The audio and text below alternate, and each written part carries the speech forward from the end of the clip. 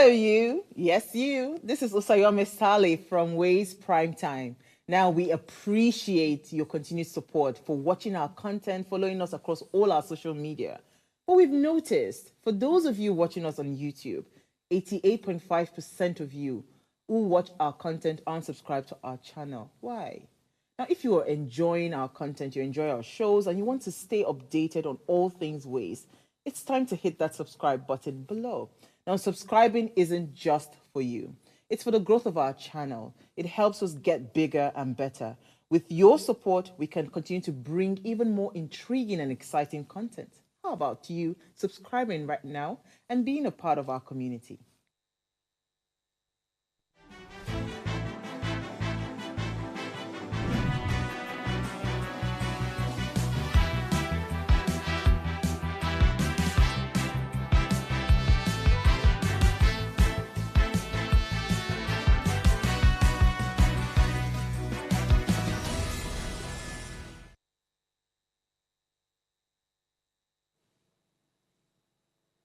Good morning, Africa. Good morning, Nigeria. It's another beautiful episode of Raise Breakfast, #What Are You Saying? And on this platform, we allow vibrant voices take over pressing conversations as it concerns us all. It's with great pleasure that I'll be serving as anchor for today.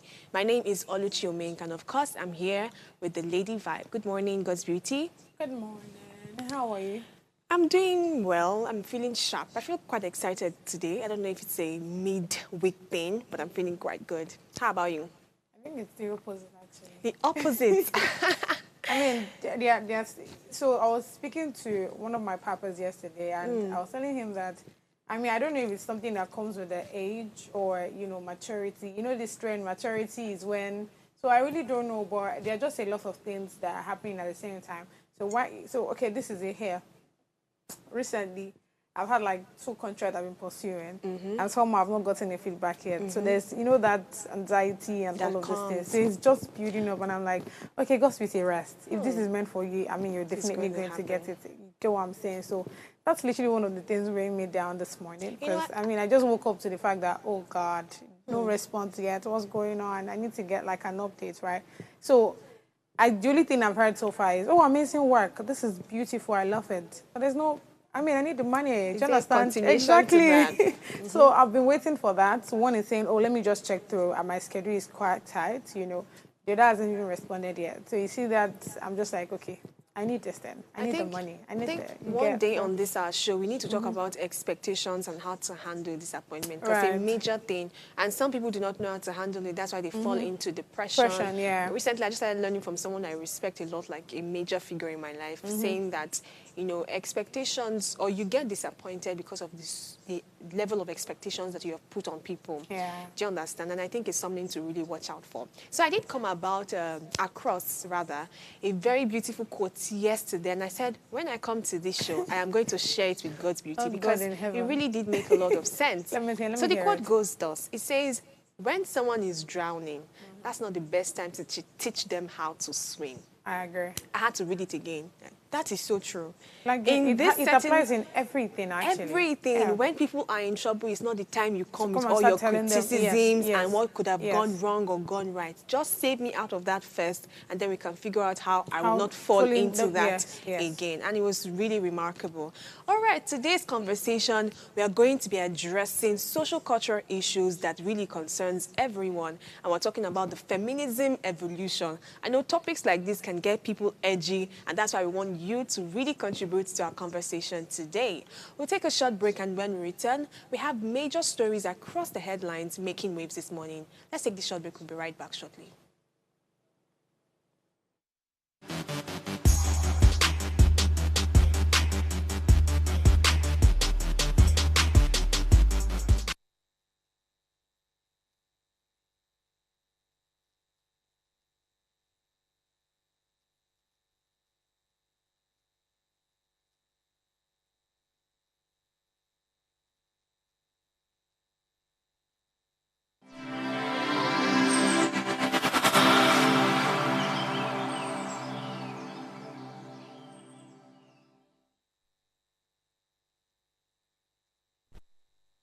Tell us you're a Nigerian without saying a word. Hey!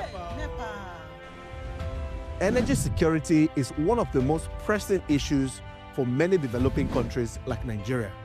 And if there's going to be any meaningful progress, addressing our energy issues is non-negotiable. I need to see light for my house. Make them do something. Band A is expensive. I literally have to turn off all my appliances just to reduce costs. We need light. Introducing the Energy Outlook, your go-to show for everything energy.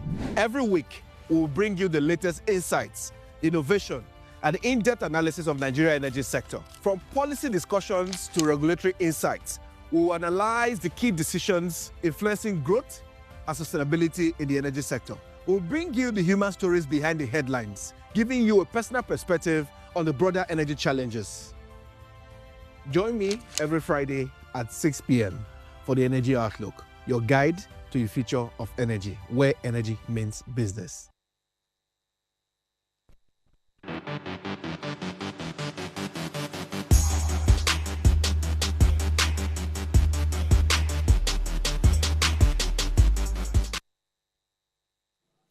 Welcome back, people. Now let's get straight into the headlines across the Nigerian newspaper. I have The Guardian, The Punch, and of course the New York Times today. I'll start with The Guardian paper.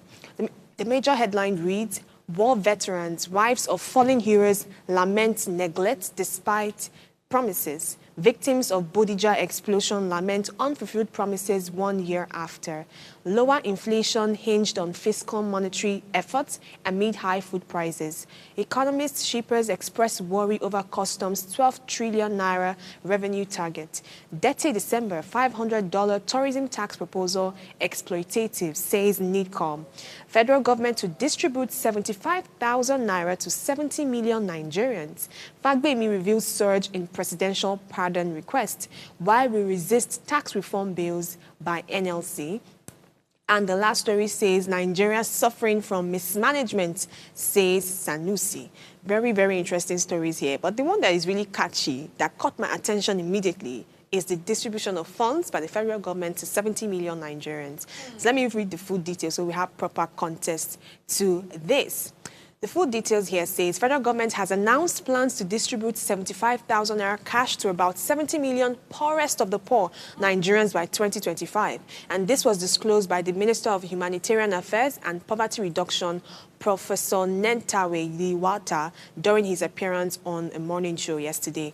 According to Yiwata, the ministry aims to deploy the program across 36 states of the Federation by the end of January 2025, targeting the registration of up to 18.1 million Nigerian households through the National Identity Number, that's the NIN system.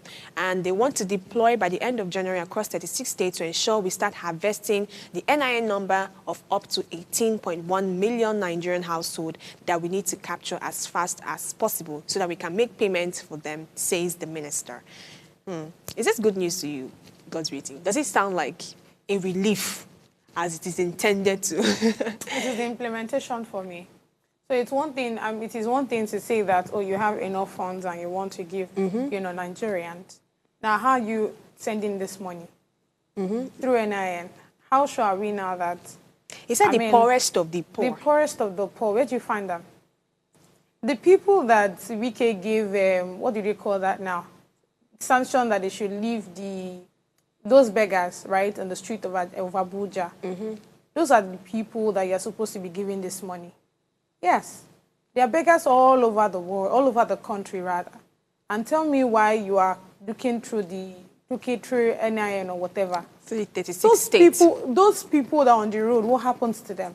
Like, I hear you, yeah? I hear you when you say that you want to do certain things. Even though I am not 100% sure what that is about, maybe, it's one thing to draw a budget and say, okay, may not be like, say, we know do am. I am not saying anything, allegedly, literally. But what I am trying to say, in essence, is if you are trying to implement something, implement it that when anybody hears it is making sense to me. Do you understand? Those people that we get sent out of the streets of Abuja, where are they now? Shebi VDM came out to show us where they're sleeping and all of those. Use those money to take care of those people. Don't come out and start giving us. So you're saying that there should be specific targets to how this money is distributed, and we should not just have something plain. We're giving 70 million Nigerians. Who are they? Who are the category of this? All the times we've been hearing all of this. I mean, it's not the first time they're telling us this kind of story. Now, all those Nigerians that have collected the money, how many people came out to say, yes, I collected this amount of money? I have not seen. Except probably when it comes to the these people that go for, like, that's the cops, the NYSC members. Yeah. But that's those ones that when they collect their money and all, they come out to say it. And it was only once. I think it was during Sanwo-Olu one time where they increased their money. Yeah, they gave them 100,000 extra to Lagos coppers. Exactly. I remember that story. That's the only one I've heard so far. But I mean, right from the time they've started dispersing more, giving money to, you know, citizens of Nigeria, I've never heard anybody come out to say, oh, I received money, oh, thanks, or with NIN, or with this, so come on now.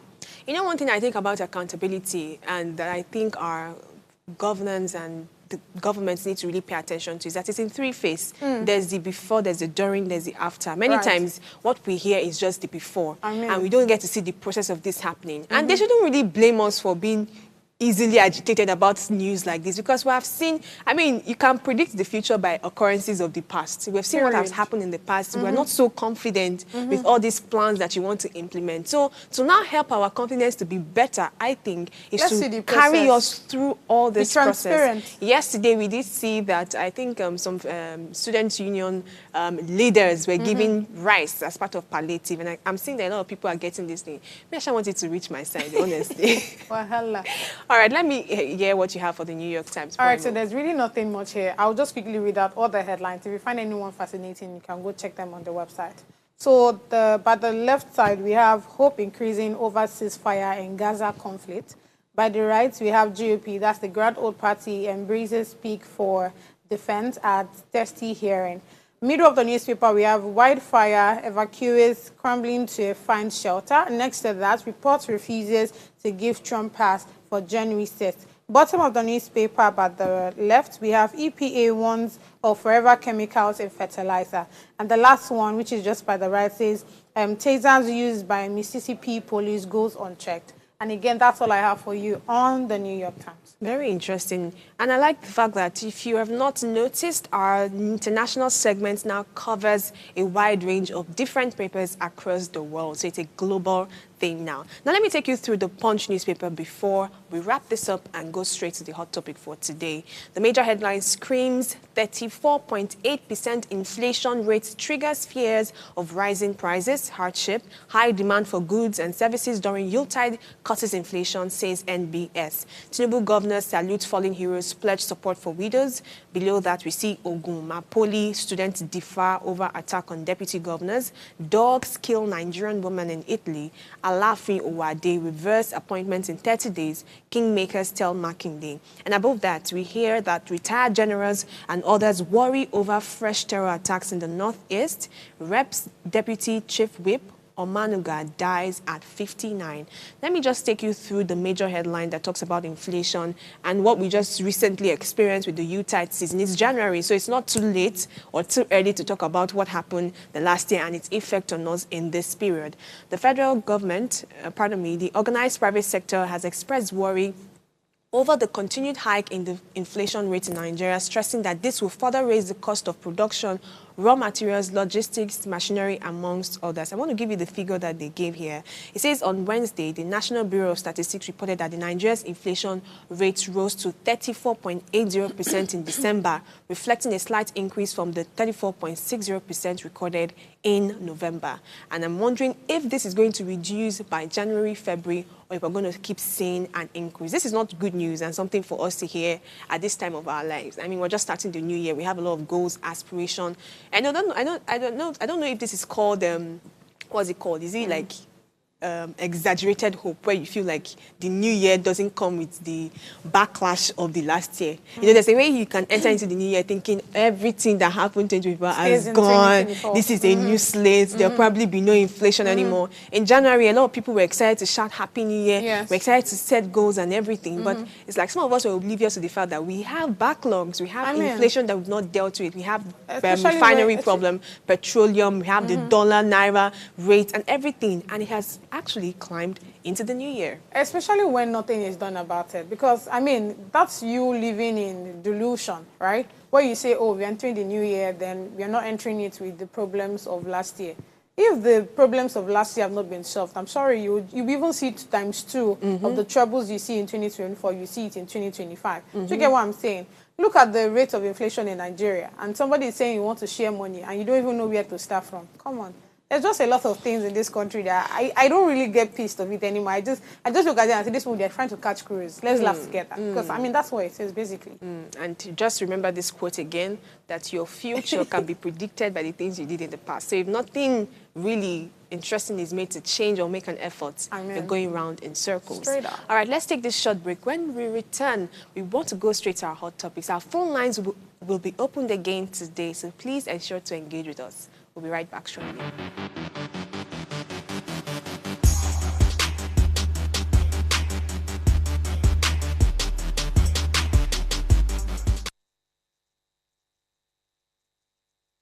Looking to take your business to the next level through partnerships? Then join us every Thursday at 10 a.m. for Partner Up. Whether you're an entrepreneur, marketing, sales, or partnership professional, Partner Up is here to give you the tools you need to succeed. From in-depth interviews with industry experts To real-world case studies of successful partnership strategies that drive innovation and business growth. we dive deep into what it takes to form successful partnerships. Thursdays, 10 a.m. Don't miss Partner Up.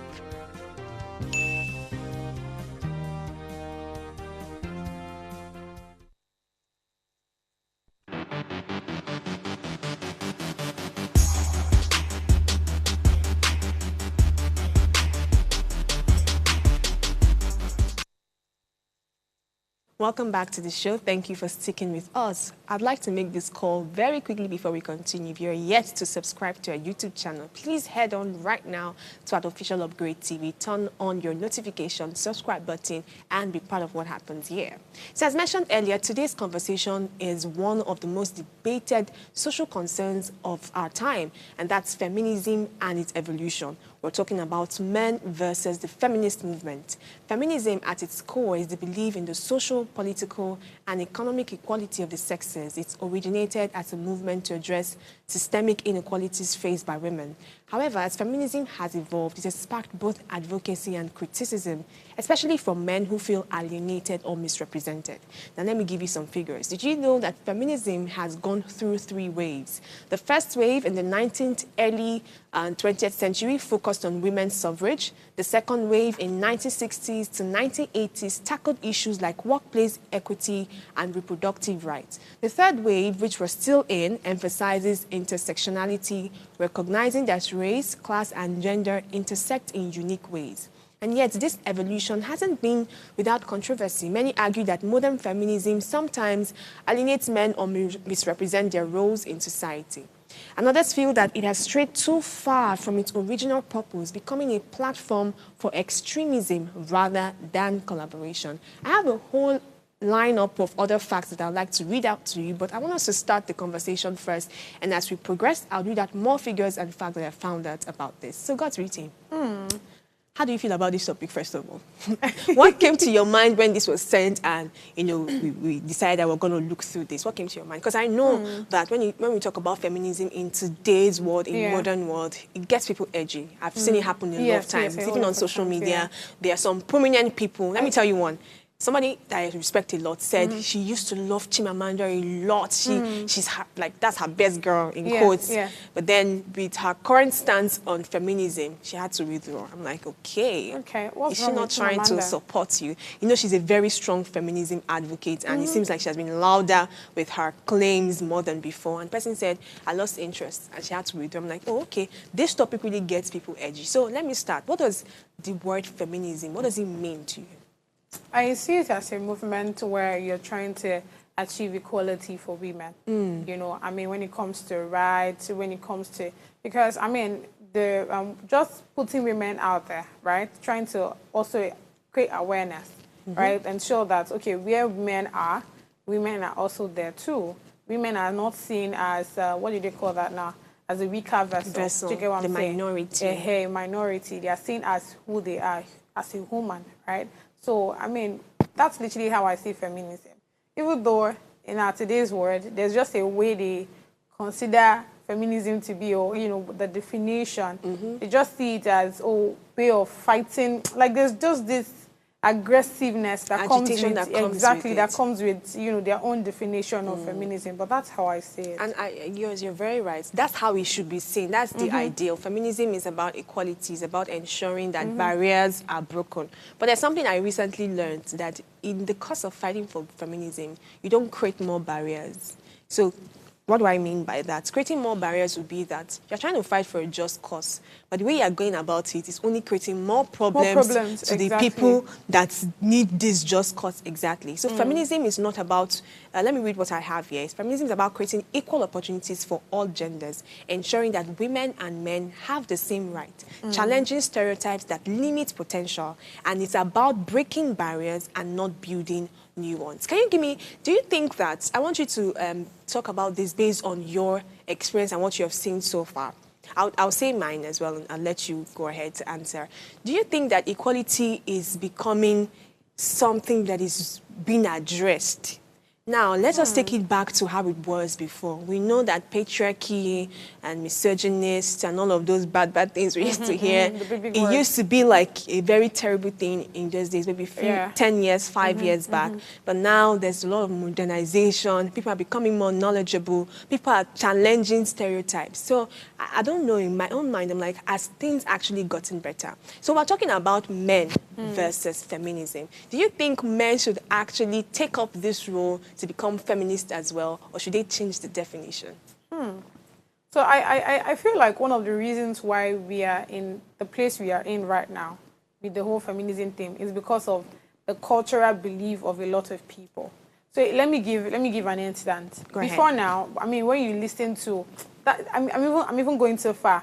If you speak to your mom today now, she's going to tell you that, oh, it's a human thing to be in the kitchen, it's a human thing to do this, a human thing to cook, it's a human thing to clean, and all of that. So it's now funny that a lot of people still have that kind of mentality that, oh, these are women's roles. Do you get what I'm saying? Yeah. Even though someone like me begs to differ, right? Because, I mean, especially when it's a partner thing that's coming to marriage now. When it's a partner thing, right? It is, I mean, it just makes sense that we have to do whatever we have to do to ensure that the boat that we are in does not sink. Do you get what I'm saying? That means I can actually take up any road just to, I mean, ensure that you are also good. You can also, you know, take up any role to ensure that I am also good. But the feminism theme, how I say it, right, is more like also ensuring that, I mean, just like you said, making people aware that the same thing men can do, women can do it as well. So, but because of that mentality of women are supposed to be culturally now, because that's like something that almost everybody is aware of, right? Women are supposed to be at the back seat. Women are supposed to do this. Women are not supposed to be fighting, are not supposed to be, you know, in a political position that I am in as a man. So I feel like probably with time, because I think things are changing now. Marriage-wise, I see things changing. But politically, I don't see things changing because, I mean, we still have more men. Once a woman steps on, they say, auntie, you're supposed to go like this. So, but when it comes to, like, the marriage aspect, I think I see a lot of men are saying, oh, I can do that one for my wife, I can cook, I can do this, I can do that. So I really don't know where we should start working on when it comes to, like, the leadership angle now. I think that's where it is. Now, this is making me think of a lot of things that I've seen on social media. I mean, regarding feminism from people that are very authoritative in that sense. So you mentioned some things about role playing. A man should be doing this. Do you know we fight culture a lot when it comes to role playing? But then, when it now comes to certain aspects, we seem to have our bias. So I'll tell you one very funny thing I saw somewhere. Somebody said, oh, you people that are feminists, you would always say a woman can do this, a woman can do what a man can do, a woman should be given equal opportunity in the sense that don't make me feel like I'm a woman or a lesser person, and I'm just like you. But when we go on dates, that was so funny. When we go on dates, you expect me to be the one to pay the bills, the man to pay the bills and all of that. So do you think that Do you think that culture, in the way culture came about, now, you know, culture and tradition was made by man. Right. And they looked at things that was happening and felt like this should just be the ideal. The man should be the provider. The woman should be the caretaker. The woman should just literally be in the house, while the man goes out to hunt and bring all the proceeds to the woman. That's how culture, and I think it worked for them in those days. Let's just be very honest with that. No, the truth is, it did, because a lot of women at that time are not exposed. That's one. Because the men too were not exposed. Okay. They were not, nobody was exposed. We're just living very simple life. No, it's because things has gotten complicated with this same knowledge that they say is power. In that sense. Well, because it's power for real. Because you will not know the certain things that you know now. We will not be more advanced. I mean, you know, modernized now more than before if knowledge is actually not power. But back on it, right? I feel like, as I was saying, people were not exposed at that time. Yeah. And if you listen to a lot of stories from our mothers, you see that there are a lot of bullshit that they were actually taking. So it's not even like they don't know to some extent that, oh, I'm not supposed to be doing this. I mean, I don't know. There's this book I read when I was in JS1, Asabi. I don't know if you read that. Now, this girl was, I mean, she's a teenager, yeah, but she already knew what she wanted.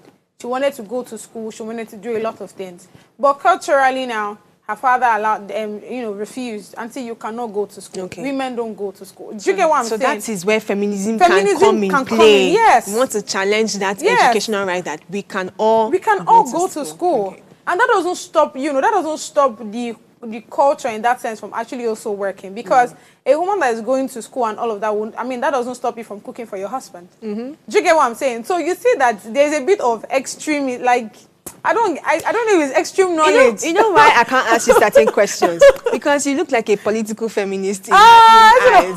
You don't look like those ones that we own it up to their chest and come at them. The truth is, we actually know what is right and what is wrong. No, that's the truth now. We know. So most of the times when you hear people fighting for a lot of things, to me, like, you know what you are saying deep down in your heart, that what you are saying is rubbish. But somehow you still want to just, you know, look for ways to still own up that, oh, what you're saying does make sense. Because, I mean, you know, there was a time you're talking about women that, you know, are, what do they call that now, ambitious and all of that. And you remember I said that because you are, you know, trying to build yourself to be a, you know, a strong woman, you're trying to build yourself to have an empire and all of that, that doesn't stop you from having the right characters.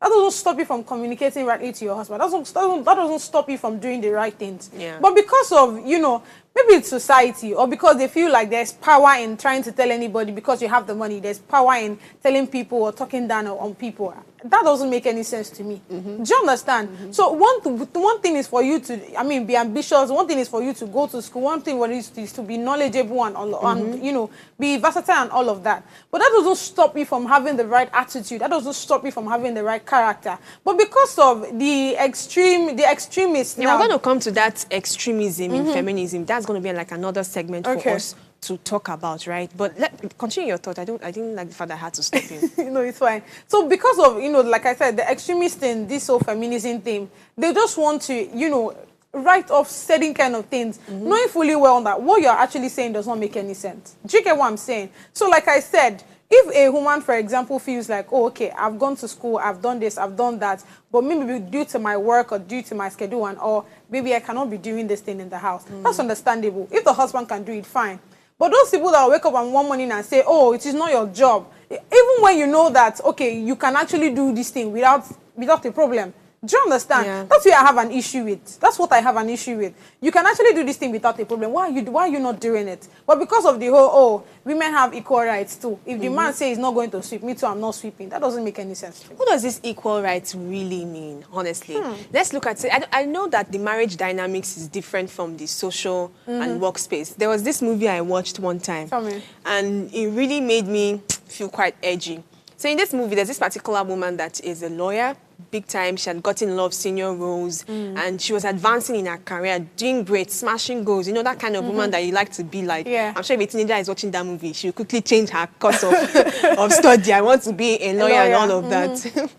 All right, I just remember something very quickly. Shut up in Nigeria, but moving on. Okay, so in this space that the woman was in, she had a subordinate that was a man. And this person had not gotten to the peak she had gotten to. They don't earn the same income. But she was giving orders and directives to this particular person. And now, there were two of them at senior roles. There was the senior woman who is a lawyer at senior roles, and another person. They were both equal. But then they had like a subordinate who was responding to both of them, receiving orders from both of them. So when the woman gives the subordinate an order, there's the attitude that he brings up. Like, why are you sending me a message? Like, because you're my boss. There's even one annoying statement to say, I have your type. And I'm like, please take that back. You don't have her type. If you had her type, she will be at work. You will not actually be here. You won't be here, exactly. And then when the man now sends him on errands or give him directives and things to do, you will see he's responding to it very well. So it shows that this equal rights, let me tell you the truth, what I really perceive about this feminism is that it started as a good cause. But where it's going to right now is where we're having challenges. So that means the barriers we're trying to break, we're not even building more. You know, when you see something has really gone bad and you want to try to solve it. I just give a scenario that shows that a woman's right was being trampled upon. I just give a scenario that showed that this woman was not being respected or treated as an equal in that organization. But yet we cannot deny the fact that there are extremes. And these extremes are making the word feminism not become something somebody can just take up. Like today now, let me really tell you the truth. I know we're doing vulnerability here. I can't come outside to clearly say, let me not use it this way because I need to be very careful on air, right? But, you know, there are a lot of people that now use euphemism to try to explain certain words. I've had conversations with people, and if I give them a direct question of, are you a feminist? Can you identify as a feminist? And they will not answer immediately. They'll be thinking, how do I answer this without coming off as this? Because there are extreme feminists that will come and bash at you if you seem to not follow the directive. So now let us talk about the concerns that men actually go through. Let's now put ourselves in the position of men. I was telling us one day on this show that when it comes to women, we have a lot of women's rights, Women's Day, and it seems as if the men are underrepresented, even though that's not true. So I'm sure that, you know, in modern feminism, that's the word now, there are some valid concerns that men actually have. Let's discuss this. What do you think are some of the concerns that men have when it comes to modern feminism that makes them not even want to collaborate with us on this, but then oppose what would have been a just cause from the beginning? I think the few ones I would state are the fact that, one, they actually believe that once a woman has the money and the power, she intends to misbehave. Like, I hear that a lot. In short, this is the story of I think somebody literally said this yesterday. So let me give the scenario. Now, this guy is married, right? And another person is saying that, oh, okay, when I get married, I'm going to spoil my wife. We're going to do this, we're going to do that. The one that is married is saying, be like saying, no, it's go use your life too. You shouldn't be say if you don't marry, go they spoil your wife. No, say if you do all those things, she could come they behave like say on her to be mates.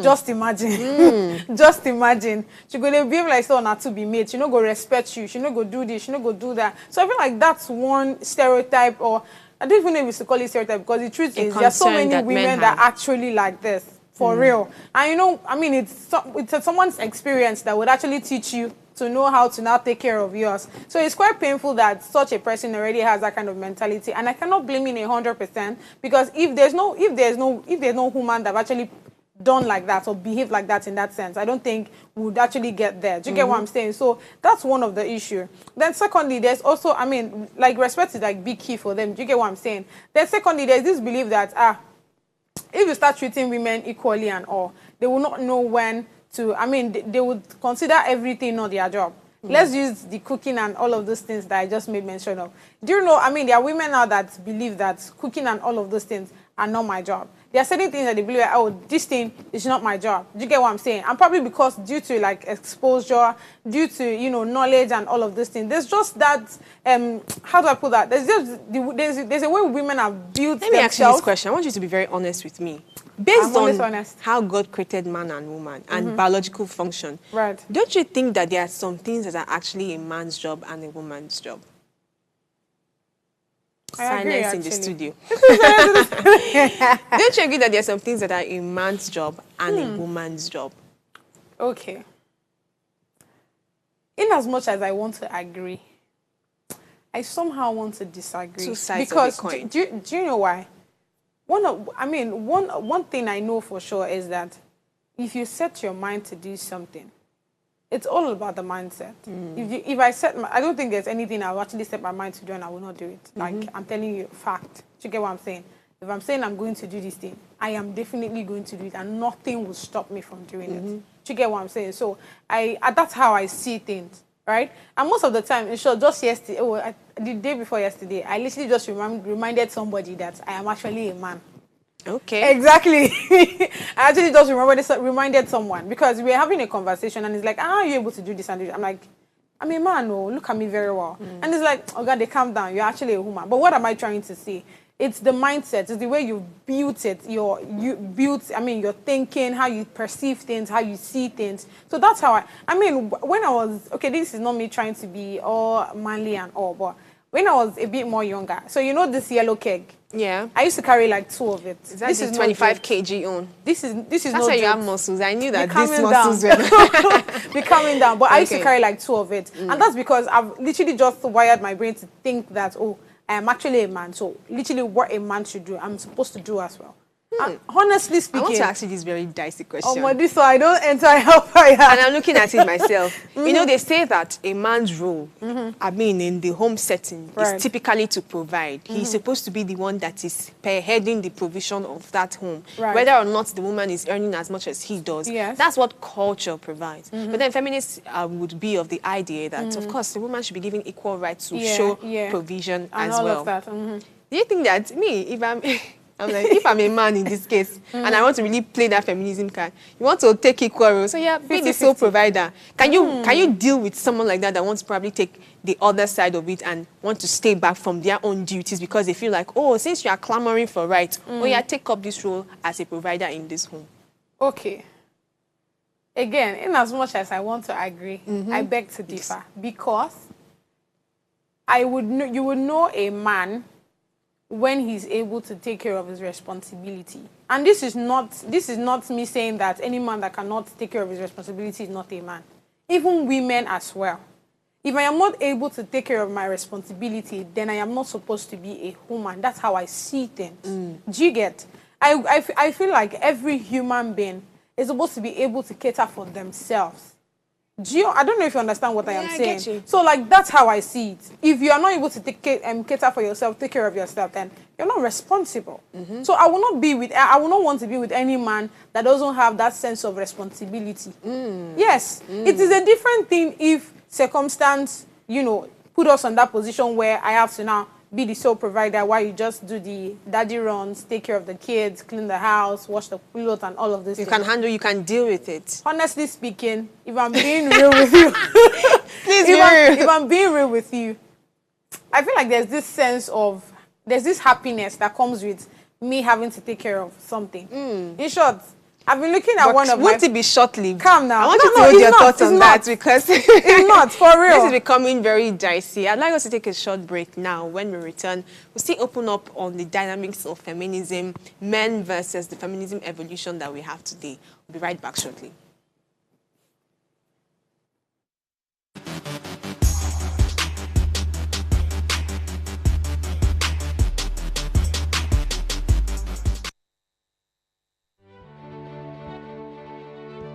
Nigeria, by extension Africa, battles a growing youthful population, and with little or no meaningful engagement, lives a ticking time bomb on our hands. We are a blessed continent with great wealth, both in people and material. Our focus on ways remains driving conversations that affects us all. Topics in the news, social concerns, politics, leadership, governance, empowerment, resource management, conflict management, finance, SME sustainability, technological innovation, food security, health, education, brain drain, our well-being, citizenship, and much more. Our goal is to continuously drive these conversations, keep them burning at the table to effect a positive change both for our nation and continent. Ways, what are you saying, has a secret ingredient that completes the conversation every single episode, and that ingredient is you. Our past conversations shaped our yesterday. To shape our tomorrow, we must keep talking. So, I want to hear you. Be a part of our live conversations Mondays through Fridays. And let's all have our say.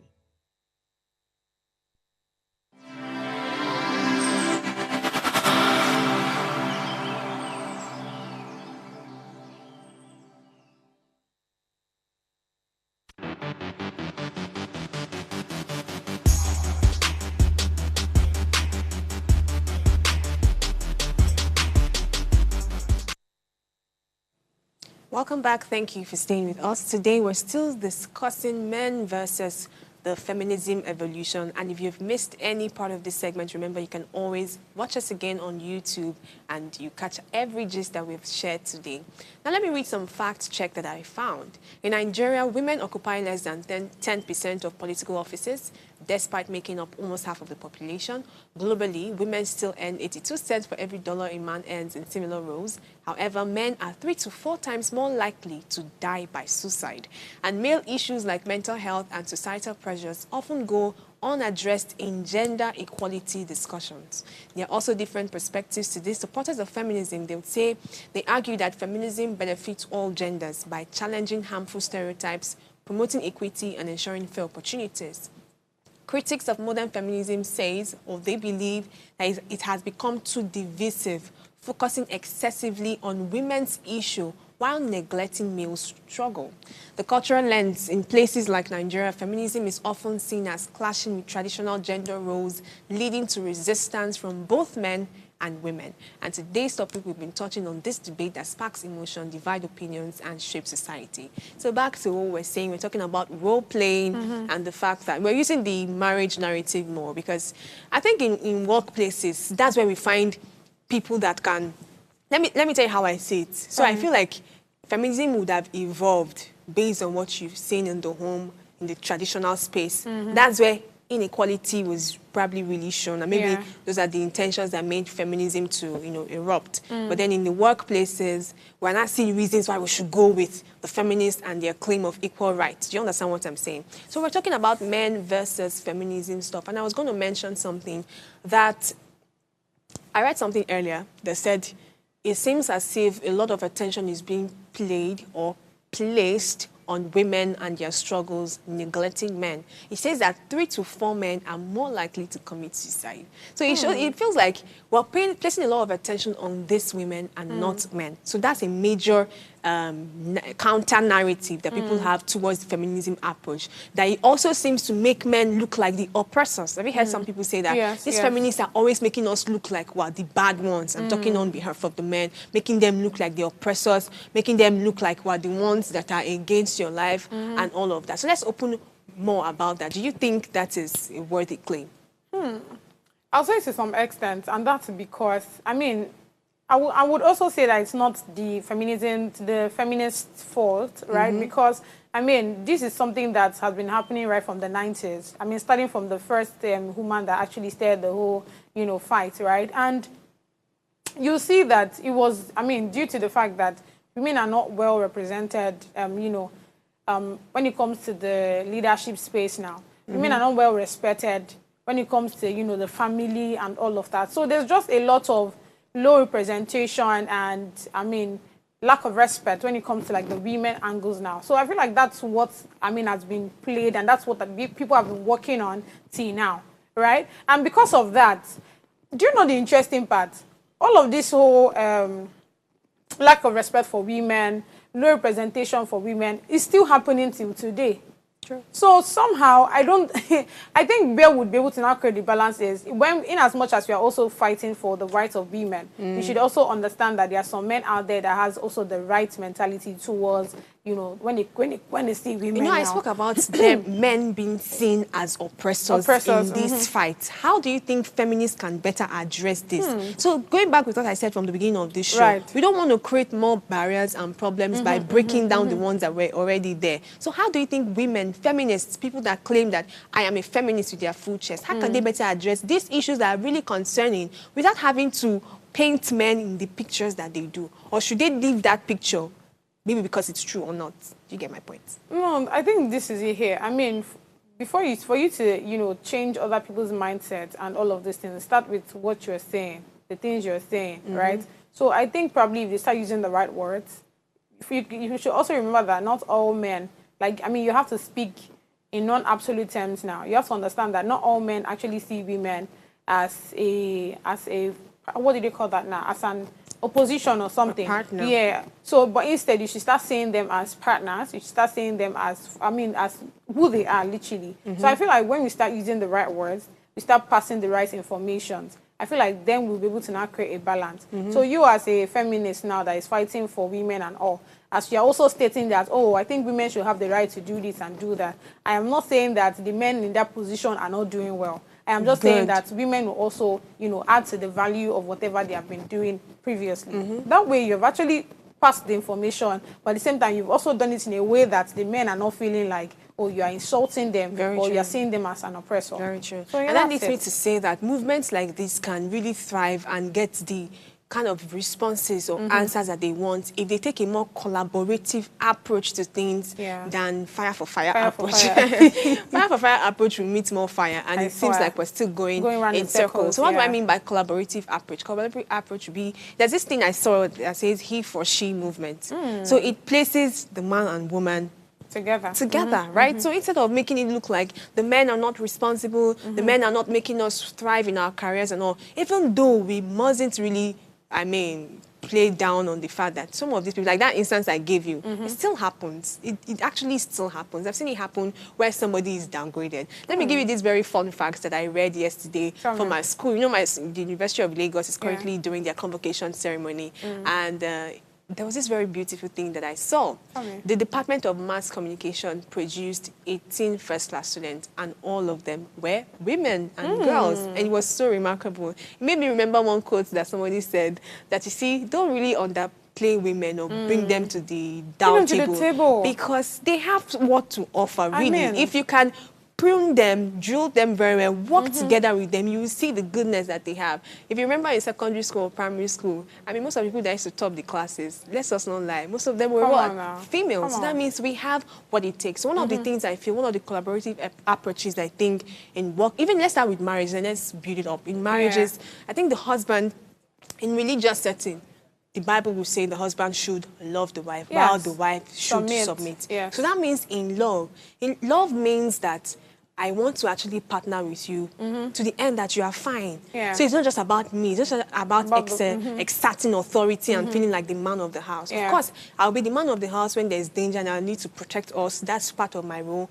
But love also means I want to be part of your life. I want to see you grow. I don't know who said this one time on the show that if you have somebody around you and you are not really keen about their own growth, you don't really love them. It's just about you growing. You don't love them. So I wonder why some men are feeling, what's the word now? You are feeling challenged when you see your wife doing great.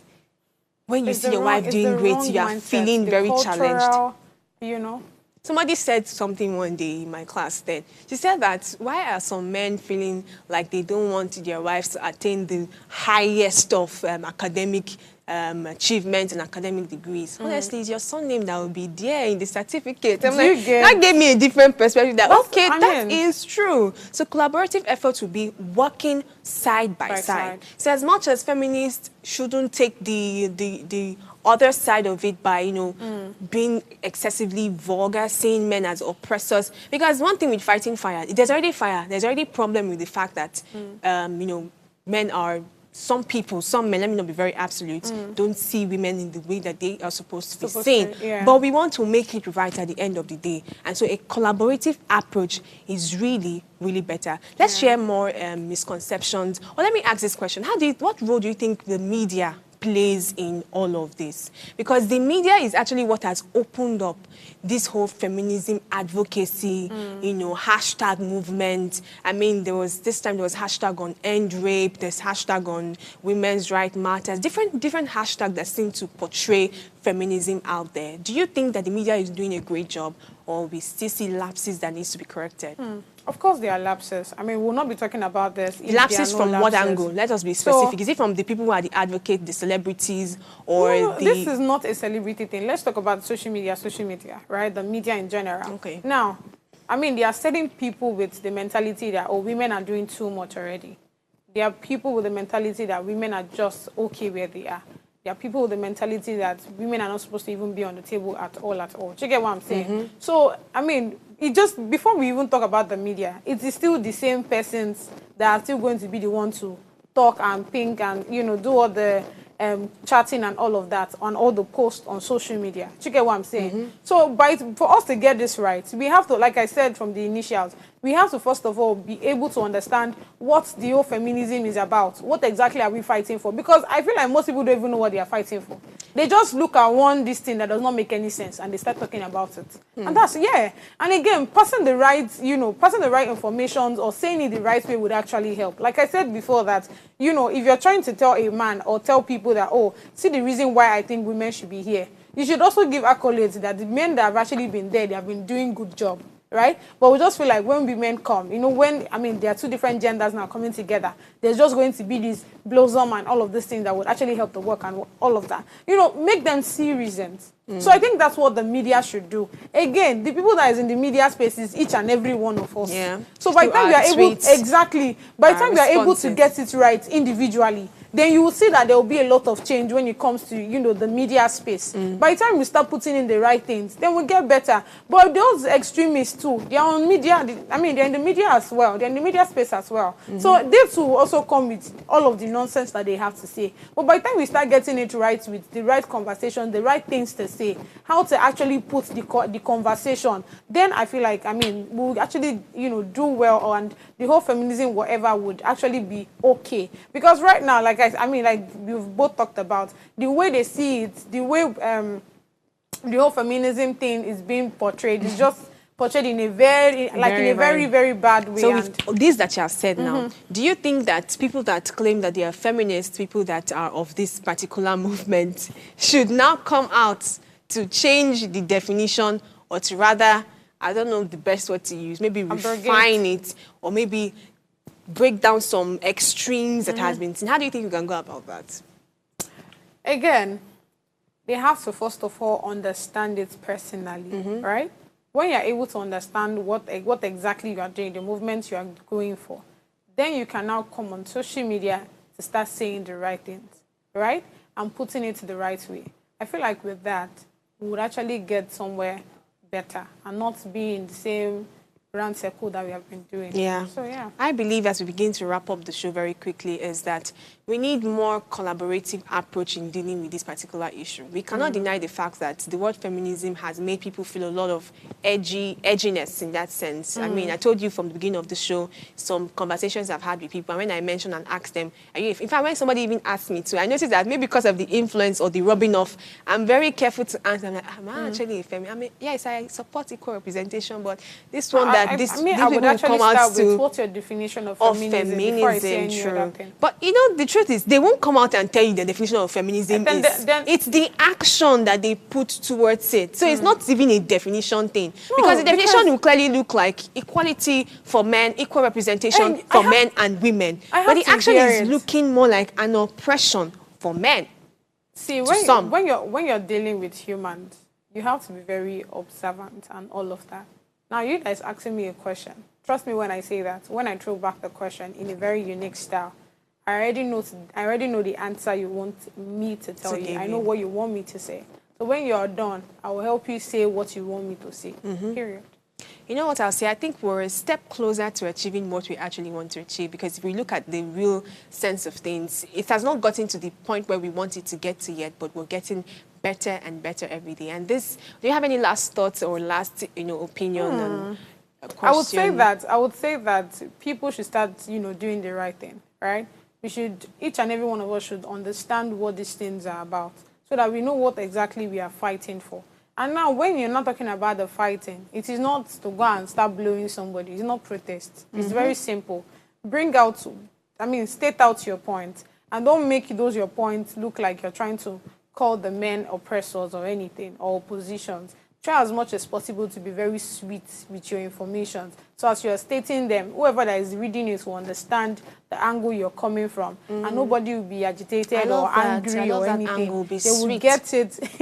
They will get it. They will understand what you're putting out. And they themselves, you see that there will be, changes. They'll start saying things differently because of the way you've actually stated things. So it's just like when somebody is saying, if you want to tell somebody sorry, the person will forgive you based on how you said it. Exactly. It's not even by the word. It's not by the I am sorry. It's how you actually say it to the person that would make the person determine, okay, you don't want to forgive this person or don't want to stay angry. So that's what it is. We would actually change people or change the mindset of people when we start putting out the right things, when we start stating it the right way. Yeah. So yeah, that's all I have. So I'm going to mention the word I've mentioned for almost 100 times today. Collaboration is key. You cannot fight fire for fire. There's already fire on our heads as women. That representation is not there yet, but we cannot get that representation we want by going to the extreme. Nobody's going to answer us, and it's like a back and forth, back and forth. So empathy is key, like she mentioned. So while men are paying attention to, women's struggle, men should also do that for women's struggle. Did I mix it? Men, women, women, men. You get the point, right? Men to women, women to men, exactly. Yeah. And this is where we come to the end of today's segment. Tomorrow is our tech and finance special, so do not miss it for anything. We'll see you tomorrow. Bye.